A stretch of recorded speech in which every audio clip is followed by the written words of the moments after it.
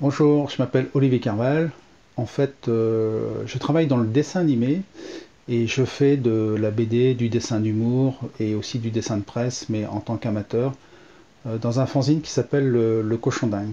Et ça fait depuis les années 90 et première parution donc juin 97 dans le journal Le Cochon Dingue.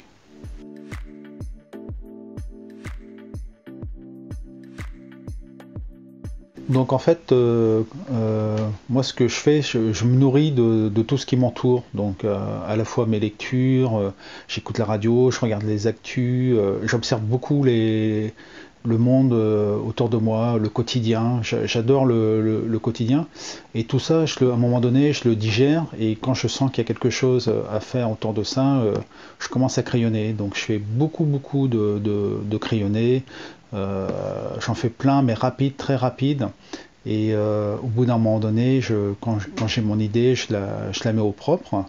Et je travaille donc avec tout simplement crayon. J'aime beaucoup le bleu parce que c'est un crayon qui justement une habitude que j'avais quand on dessinait dans les studios d'animation. On faisait une première esquisse avec un bleu et derrière on venait ancrer directement. Et ça passait pas à la photocopieuse, donc on avait un dessin qui était super propre.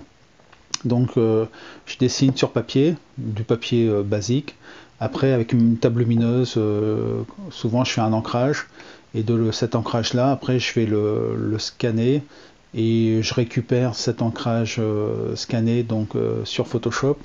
Et dans Photoshop, je fais ma mise en couleur. Donc je suis assez basique en fait. Ce que je cherche surtout, c'est capter tout de suite la première intention, une première expression.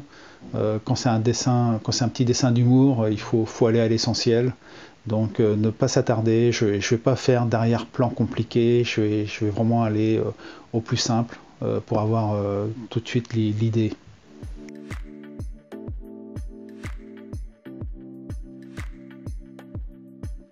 Alors oui, j'ai en projet de sortir un recueil de mes dessins, de mes BD. Donc j'ai pas mal de crayonnés, j'ai aussi des ancrages qui ont déjà été faits.